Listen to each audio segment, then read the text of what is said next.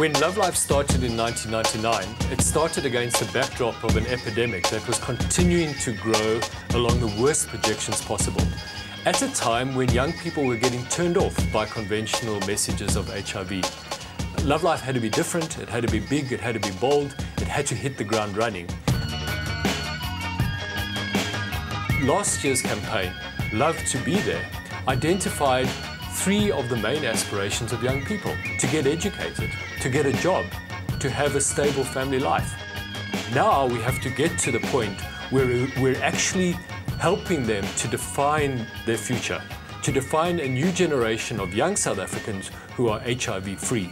And a key element of defining that future, getting young people into 2010, into 2015, is the attitude that young people have.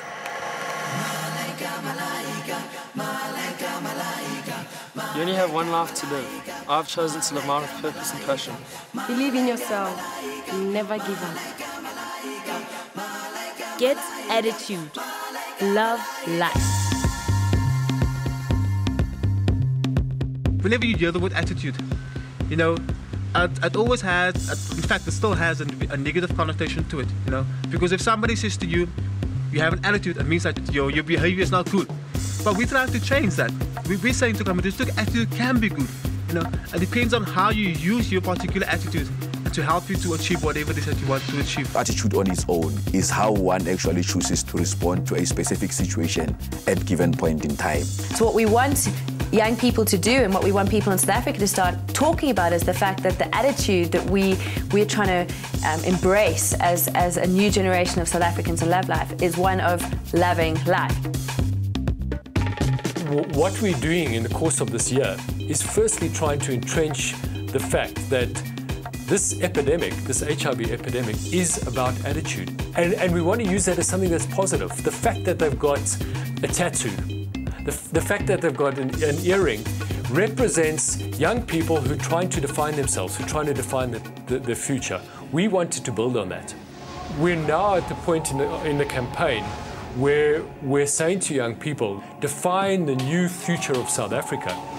And some of the defining attitudes of that future are young people who are proud to be South African, who know where they're going in life, and are prepared to be different. I can say I'm proud to be me because I finished school, although I don't have money to go further, but now I'm in this loveLife thing, and up to so far I know so much. At home, at school, where I work, there's no one like me.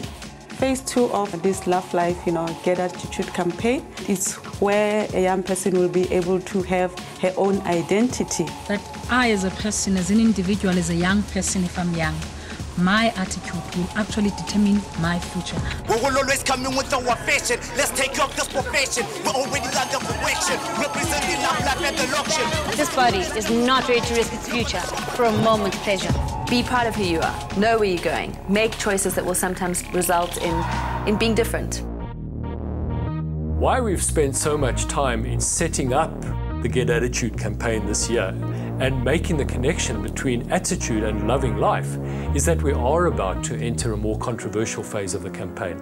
We are about to get to the point where we're saying that in order to define a new South Africa, we have to confront head-on those norms in our society that are driving the HIV infection. The level of violence in South African society. The attitudes of men towards women.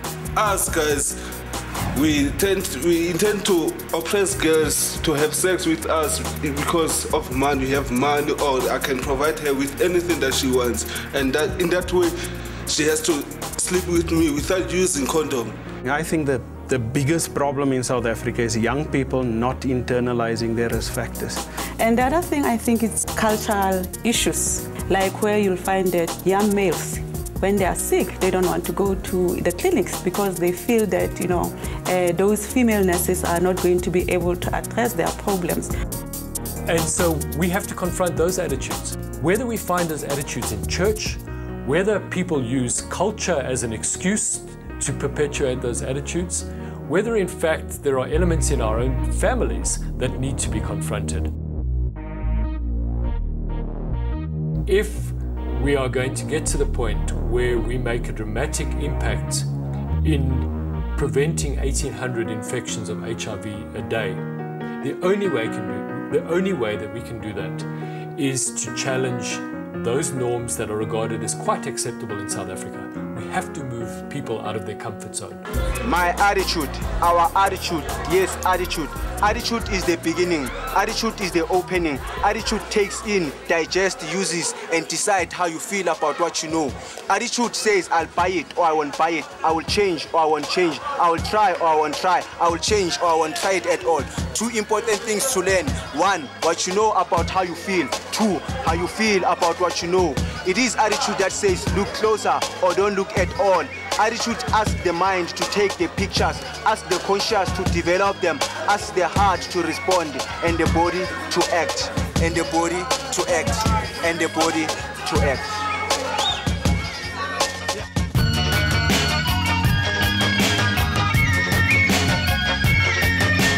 If 2005 is going to be a watershed year for loveLife, if we're going to look back at 2005 and say, that was the turning point, that was when we really made a massive dent in HIV infection, loveLife is going to have to, on the one hand, continue to trigger the social movement among young people while reaching more and more young people in rural areas.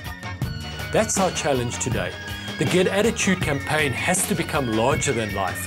It's got to become part of every part of South African society so that it really shapes the way that people think and act about life in society. At the same time, our challenge is to intensify our face-to-face engagement with young people. We know that that's where we're getting lower rates of HIV infection.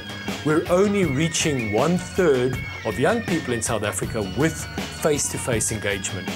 We need to continue to expose 85% of young people to loveLife, the big campaign, even as we increase our face-to-face engagement from 1/3 to 1/2 of young people.